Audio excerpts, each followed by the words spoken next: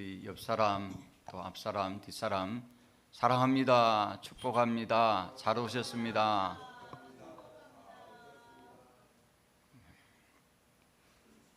오늘은 종교개혁주일입니다.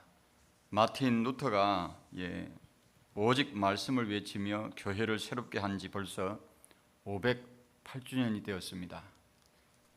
그런데 루터가 일으킨 이 개혁의 뿌리는 더 오래전에 요시야 왕의 시대로 거슬러 올라갑니다. 요시야 시대의 남유다는 종교적으로 아주 극도로 타락한 시대였습니다. 성전은 있었지만은 그 안에는 하나님이 아닌 바알과 아세라의 제단이 세워져 있었고, 제사는 드려졌지만은 예배는 온전히 드려지지 않았습니다. 사람들은 예루살렘에 성전이 있으니까 안전하다고 그렇게 믿었습니다. 하지만 그들의 마음은 이미 하나님으로부터 멀어져 있었습니다. 16세기 루터의 시대도 크게 다르지 않았습니다. 교회는 웅장했지만은 복음은 가려졌고 예배는 형식이 되었습니다. 면죄부가 구원의 수단이 되었고 교황의 말이 하나님의 말씀보다도 높아졌어요. 하나님은 이런 시대마다 한 사람을 세우십니다. 요시야를 세우신 것처럼 루터를 세우셨고, 또 그들을 통해서 하나님은 교회를 새롭게 하시고 또 우리를 새롭게 하시는 줄로 믿습니다. 오늘 우리는 요시야의 개혁을 통해서 우리 시대의 교회 개혁이, 그리고 내 신앙의 개혁이 어디서부터 시작되고 또 완성되어야 하는지를 본문 말씀을 통해서 살펴보기를 원합니다. 첫째로, 하나님은 무너진 예배를 다시 세우시기를 원합니다. 그 말씀이 우리가 읽은 3절에서 7절 말씀입니다. 자, 요시야가 왕이 된 것은 주전 640년입니다. 그의 개혁은 주전 622년경에, 그리고 남유다 멸망을 이제 30여 년 앞둔 시기에 시작되었어요. 그렇기 때문에 굉장히 신앙적으로, 영적으로 아주 극도로 쇠퇴기에 그런 가운데 있었습니다. 아버지는 누굽니까? 아몬 왕인데 우상 숭배로 이 사람은 피살되었고, 할아버지 므낫세는 성전을 더럽힌 왕이었습니다. 성전 안에는 바알의 제단이 세워지고 하늘의 별신에게 향을 피우고 있었고, 그리고 심지어는 그 예루살렘 성전 한가운데 남창까지 있었어요. 제사장은 직무를 잃어버렸고 예배는 형식만 남았습니다. 그러나 하나님은 그 어둠 속에서 한 사람을 일으키셨습니다. 그의 이름은 요시야입니다. 어머니 여디다는 믿음을 지켰고 요시야는 제사장 hil기야의 손에서 하나님을 배웠습니다. 그래서 역대하 34장 3절 말씀을 보시게 되면, 자, 이 요시야가 다윗의 하나님을 구하는 마음을 품었다 그랬어요. 그래서 20세에는 우상을 제거하고 26세에는 하나님의 집을 수리했습니다. 본문 4절에서 5절은 이렇게 말씀합니다. 너는 대제사장 hil기야에게 올라가서 백성이 여호와의 성전에 드린 은 곧 문지킨 자가 수납한 은을 계산하여 여호와의 성전을 맡은 감독자의 손에 넘겨 그들의 여호와의 성전에 있는 작업자에게 주어 성전에 부서진 것을 수리하라. 자, 요시야가 본 것은요, 성전의 어떤 벽보다 무너진 그 어떤 성전의 그 모양보다는 마음의 재단을 먼저 보았을 것입니다. 그의 개혁은 행정이 아니라 예배의 회복이었어요. 2100년 뒤에 주 1517년 독일의 수도사요 비텐베르크 대학교의 신약학 교수인 마르틴 루터가 그 탄식을 이어받았습니다. 성당은 웅장했죠. 그 당시에 성 베드로 성당 하면 얼마나 웅장했어요. 그런데 그 안에 하나님은 계시지 않았습니다. 예배는 은혜의 자리가 아니라 사람의 만족을 채우는 행사가 되어버렸습니다. 그때 루터는 외쳤어요. 성전은 금으로 덮였지만 하나님은 그 안에 계시지 않았다. 요시야가 낡은 성전을 세웠듯이 루터는 하나님께로 향한 예배의 중심을 다시 세웠습니다. 두 사람 모두 이렇게 외쳤을 거예요. 예배가 바로 서야 하나님이 다시 임하신다. 사랑하는 성도 여러분, 오늘 우리 예배는 어떻습니까? 요시야가 본 성전의 폐허, 그 무너진 제단의 모습이 오늘 우리 마음에도 있을 수 있습니다. 어떤 이는 오늘 제가 서론에서 말씀드린 것처럼 하나님을 마음에서 밀어내고 있는 수도 있어요. 교회 가는 것을 부담스럽게 생각할 수가 있습니다. 왜 그럴까요? 하나님이 불편해졌기 때문입니다. 여러분, 교회 가면은 물론 뭐 축복받아라, 또 위로하고, 또 어떻게 보면 평안히 주는 말씀도 있지만은 죄를 아주 신랄하게 지적합니다. 이대로 있다가는, 예수님 이렇게 믿다가는 천국 못 갑니다. 그러면 불편하잖아요. 또 아픈 죄를 이제 지적하고, 그렇게 하면 어떻게 합니까? 이 죄를 마주하기 싫어집니다. 그래서 하나님을 피하고 싶어집니다. 그리고 하나님이 불편하기 때문에 교회에 오는 것을 부담스러워하는 분도 있습니다. 자, 둘째로 하나님보다 자기가 중심이 되었기 때문입니다. 예배당에 앉아 있지만 그 중심이 하나님이 아니라 나일 때에 그 예배는 어떻게 보면 마음에서 무너진 것이라고 할 수가 있어요. 하나님 앞에 완전히 드려져야 되는데 내가 다 중심이 되어버린 거예요. 그래서 내 마음에 들어야 모든 것이 다 성에 차는 거예요. 내 중심이잖아요. 나 중심의 예배잖아요. 하나님 중심의 예배가 아니지 않습니까? 그리고 세 번째로 하나님 없이도 살 수 있다고 착각하기 때문이 그렇습니다. 요시야 시대에 유다는 번영에 취해 있었습니다. 물론 앞에는 이제 아수르의 그렇게 속국으로, 물론 신흥 이제 바벨론이 이제 뭡니까? 메데바사가 이제 부상하는 그런 때인데, 오늘 우리도 어떻습니까? 기술과 돈과 정보와 문화에 둘러싸여서 하나님이 굳이 필요 없는 그런 시대처럼 느껴지는 분도 있습니다. 그렇죠? 내가 필요한 게 다 있는데 여기가 천국이지 않느냐, 그렇게 말씀하시는 분도 전도하다가 우리는 만나봅니다. 그렇지 않습니까? 그래서 하나님 없이도 나는 살 수 있어. 내가 내 생각대로, 내 계획대로, 내 목적대로 내가 하면, 열심히 하면 다 돼. 다 풀려. 모든 것이 형통하게 돼. 그렇게 합니다. 그런데 우리가 무슨 뭐 필요를 위해서, 물질적인 어떤 번영을 누리기 위해서 그렇게 해서 예수님을 믿는 것은 아니지 않습니까? 그렇죠? 우리 영혼의 문제입니다. 아무리 잘 살고 아무리 떵떵거려도, 그렇죠, 사람은 한번 태어나면 죽게 마련입니다. 그리고 죽은 다음에는 심판이 있어요. 여러분, 이병철이를 예전에 뭐라고 이야기한 줄 아십니까? 어떤 분이 그러더라고요. 돈병철이라고 하더라고요. 돈이 많아서. 돈이 많은 이병철도 결국은 무덤에 들어갔어요. 그렇습니다. 그래서 이 세상에 우리가 무슨 뭐 필요를 위해서, 우리 어떤 것을 채우기 위해서 예수님을 믿는 것은 아닙니다. 우리가 예수님을 믿는 것은 우리가 구원받기 위해서 예수님을 믿는 것입니다. 분명히 알아야 돼요. 그렇죠? 구원은 어디에서도 우리가 얻을 수가 없어요. 우리 힘으로, 노력으로 우리가 얻을 수 없습니다. 그리고 다른 어떤 이방 종교에 가서 구원을 주지도 못합니다. 왜? 제 문제를 해결하지 못하잖아요. 제 문제를 해결하러 주시려 예수님이 오셨잖아요. 이 십자가는 예수님이 아니고는 십자가를 지신 분이 없잖아요. 안 그렇습니까? 그래서 십자가는 바로 우리 죄를 용서하기 위해서 예수님이 십자가에 못 박히셨잖아요. 예수님이 십자가에 못 박히시고 우리 죄를 용서해 주셨기 때문에 우리가 은혜의 보좌 앞에 이렇게 담대하게 하나님 앞에 나올 수 있었던 거고, 또 이 자리에 앉아 있는 것이고, 그렇잖아요. 죄의 문제를 해결받지 아니하고는 결국 하나님 앞에 갈 수가 없어요. 그런데 많은 사람들이 뭐 예수 믿어도 별거 없더라, 그러려고 예수 믿는 것입니까? 아니에요. 잘못 알고 있는 것입니다. 그래서 하나님 없이도 살 수 있다고 이런 사람들은 착각하는 거지요. 네 번째로 하나님을 오해했기 때문입니다. 많은 사람들은 하나님을 기쁨을 이제 빼앗는 분으로 그렇게 오해를 해요. 왜? 성경에 뭐 하지 마라.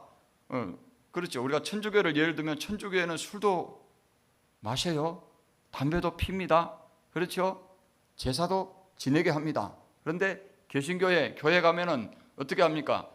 담배 피지 마라, 술 먹지 마라, 그렇죠. 제사도 지내지 말아요. 뭐 하지 말라는 게 그렇게 많아요. 그러니까 하나님을 어떻게 합니까? 오해하는 거예요. 하나님은 내 기쁨을 빼앗아가는 분이다. 그렇게 생각하는 분도 계세요. 자, 요시아가 성전을 수리하자 어떻게 했습니까? 예배가 회복되고 하나님이 다시 임하셨습니다. 자, 시편 73편 28절에 보면은 하나님께 가까이 함이 내게 복이라 그랬어요. 내게 복이라. 하나님께 가까이 하는 거예요. 여러분, 술을 가까이 하면 또 담배를 가까이 하고 우리가 유흥을 가까이 하고 우리가 이 세상 것을 좋아하고 거기에 더 가까이 가 보십시오. 세상 사람들이 주는 안식, 평안, 세상이 가져다 주는 기쁨이 좋아가지고 계속 거기에 가까이 가 보십시오. 과연 누가 가까이 올까요? 마귀가 가까이 오겠죠. 예수를 믿으면서도 술을 못 끊는 분이 계세요. 제가 어떤 분에게도 건면을 했지만은 그렇게 안 되나 봐요. 술 끊는 게. 근데 성령의 세술에 취해라 그랬잖아요. 오직 성령의 충만함을 받으라 그랬습니다. 근데 우리가 술 안 취해도 만족하고요. 술 안 먹어도요. 기분이 좋아져요. 왜냐하면 예수님 잘 믿고요. 성령 충만하면 뭐 아무것도 가진 거 없어도요. 초가상감 집을 짓고 살아도 왠지 기뻐요. 감사해요. 충만해요. 성령의 세술에 취한 사람들 아닙니까? 우리가 이런 예수님 믿는 기쁨을 몰라요. 사람들은요. 사랑하는 성도 여러분, 우리가 만약 제가 앞에 말씀한 이 네 가지 중에 한 가지라도 내 마음에 있다면 그것은 하나님을 내 마음의 재단에서 밀어낸 증거예요. 자, 그렇다고 한다면 오늘 무너진 예배의 자리를 우리는 다시 세워야 됩니다. 마음의 성전을 다시 세워야 돼요. 우리가 예배당에 우리가 오기 전에 내 마음에 무너진 재단을 세워야 돼요. 하나님께 드리는 이 예배가 다시 그분의 임재로 우리가 가득 차기를 주님의 이름으로 축복합니다. 둘째로, 하나님은 우리가 성경을 먼지 쌓인 채로 두지 말고 읽기를 원합니다. 오늘 본문 8절에서 10절 말씀이에요.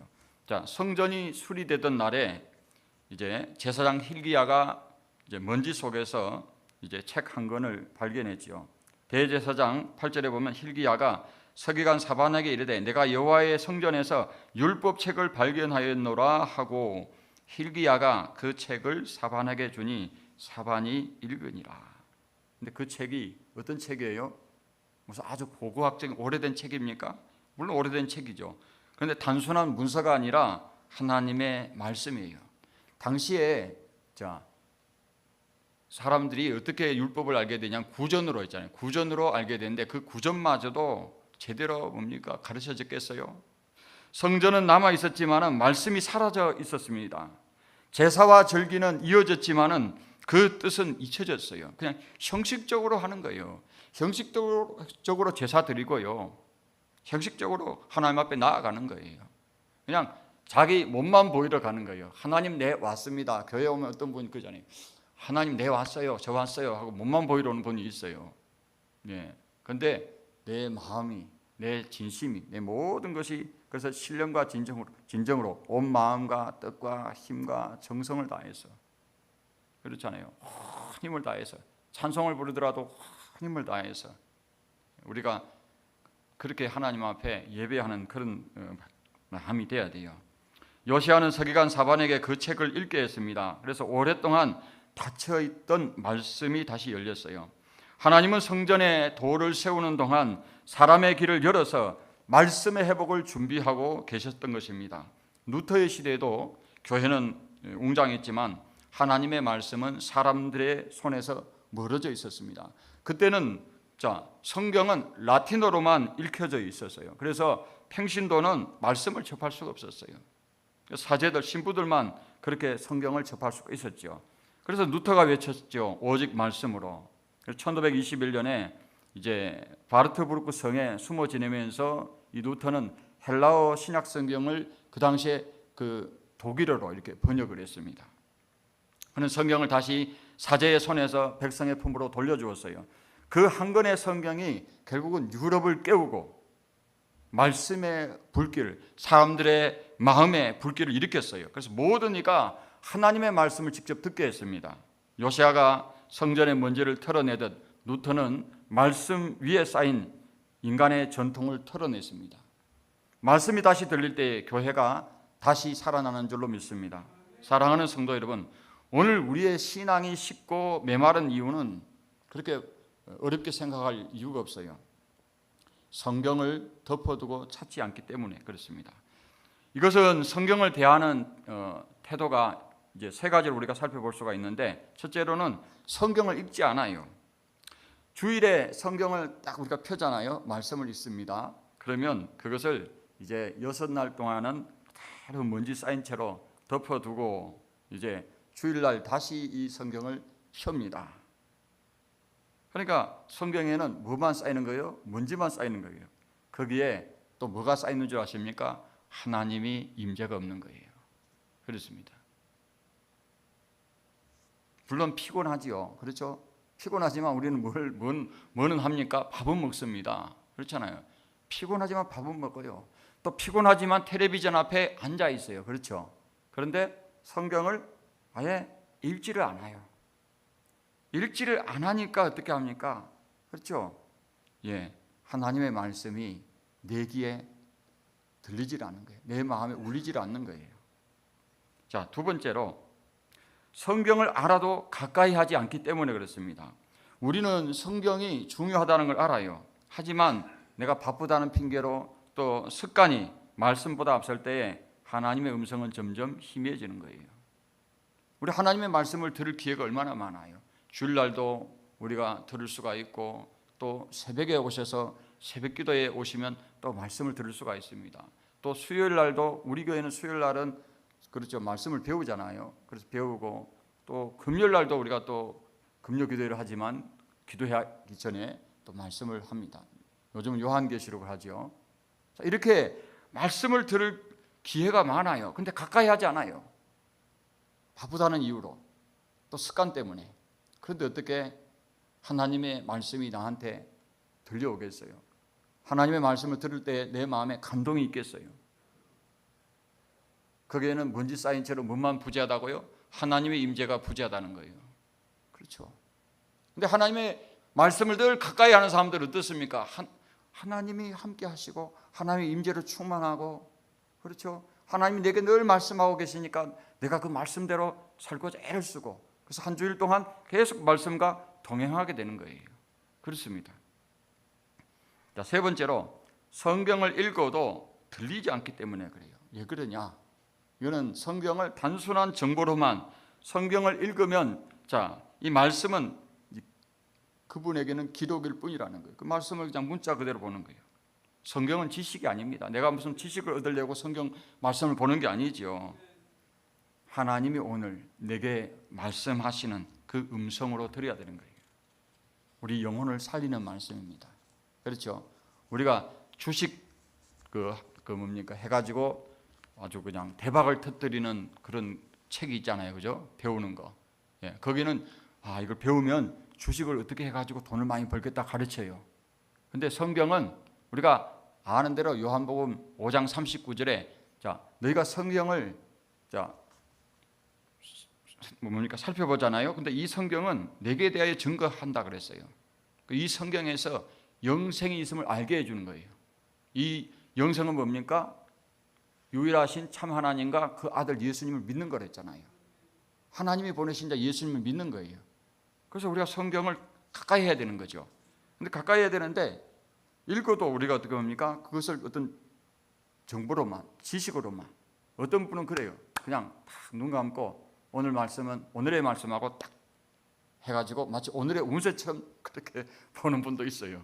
그래서 어떤 분이 이런 분도 있더라고요. 재미있는 성경을 참 접한 분인데 이분이 나를 갖다가 하나님이 정말로 교회 가라고 하는 그런 내가 신호를 그렇게 알겠다고 하면서 성경을 딱 이렇게 펴고 하는데 이 성경에 가서 이 말씀이 지옥 간다 하는 말씀이 딱 나오는 거예요. 그러니까 또 다른 말씀을 또 덮이고, 다른 분도 그래요. 어떤 분은 하나님이 나한테 주시는 말씀을 갖다가 이렇게 아주 운세 점치듯이 하는 분도 있어요. 이렇게 성경을 딱 돌려가지고 서로 오늘은 사랑해야 되겠다, 사랑하라는 말씀이구나 하고, 또 한 번 딱 또 한 펼치니까 이것은 그러니까 그렇죠. 전도하라, 오늘 전도하라 그런다. 자, 이렇게 하는 것도 물론 하나님이 그때 주시는 말씀처럼 들릴 수 있지만은 성경을 꾸준히 읽으십시오. 꾸준히 제일 좋은 방법은 새벽기도에 나와서 성경을 우리가 읽는 거예요. 그래서 우리 지금 창세기를 계속 살펴보고 있잖아요. 그렇습니다. 사랑하는 성도 여러분, 요시야는 먼지 쌓인 율법책을 다시 펴서 백성들 하여금 읽게 했어요. 그 한 번의 열림이 종교개혁의 시작이 되었습니다. 오늘 하나님 우리에게도 말씀하십니다. 성경을 덮지 말고 펴라. 그리고 펴놓고 읽어라. 하나님이 여전히 말씀을 통해서 우리에게 다가오시기를 원하세요. 성경이 내 손에서 그리고 내 마음에서 다시 열릴 때 그때부터 신앙의 불은 다시 타오르는 거예요.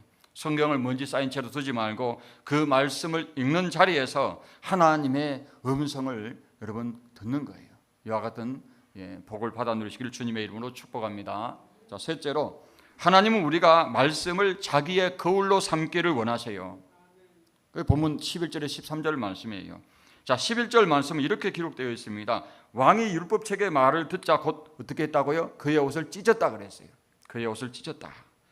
자, 이러한 요시야의 모습은 왕의 권위가 아니라 하나님의 말씀 앞에서 선 한 사람의 모습이에요. 한 사람. 자기는 왕이 아니라 하나님 앞에, 목사도 마찬가지요, 하나님 앞에 성도요, 성도. 다른 직분자도 마찬가지예요. 왕도 마찬가지죠. 하나님 앞에 양으로서 겸손하게 선 거죠. 그는 다른 사람의 죄를 논하지 않았어요. 말씀을 듣는 순간 그 말씀을 자기의 거울로 삼았습니다.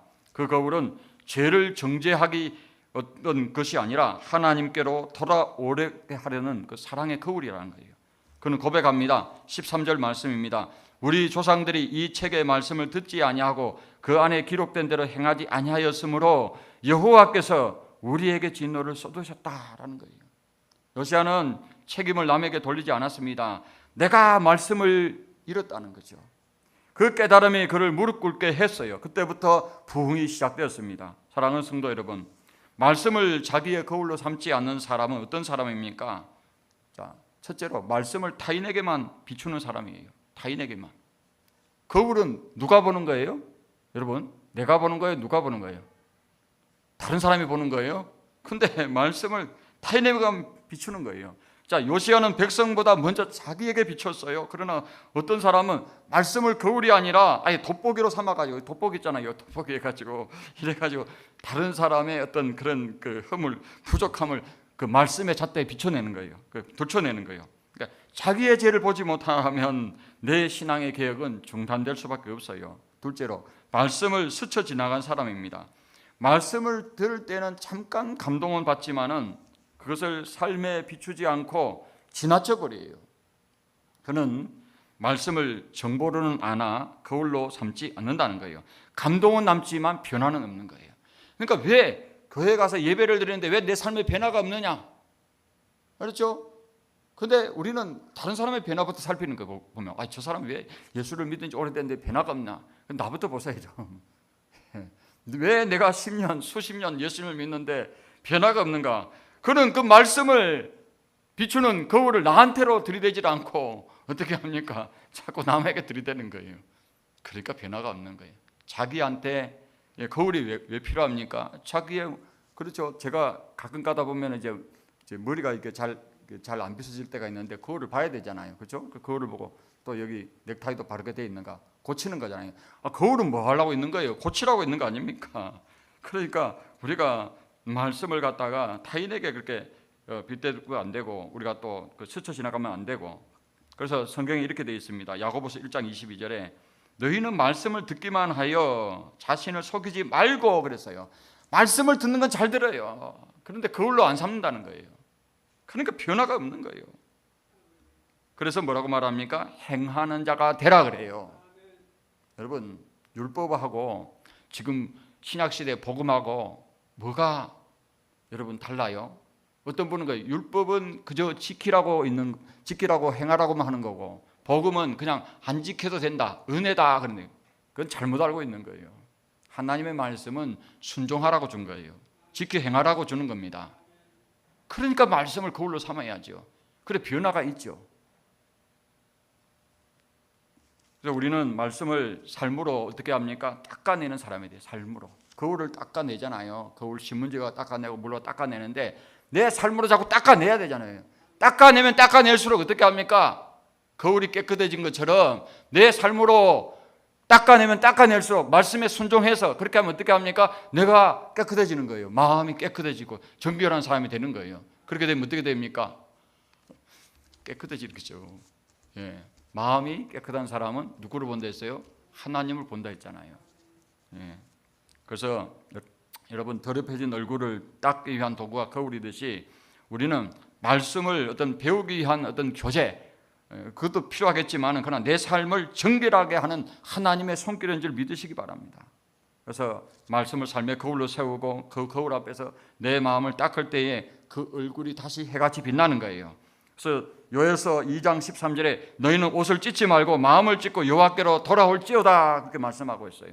사랑하는 성도 여러분, 요시야는 말씀을 거울로 삼아 자신의 죄를 보았어요. 그는 왕이었지만 말씀 앞에서는 한 사람의 죄인이었습니다.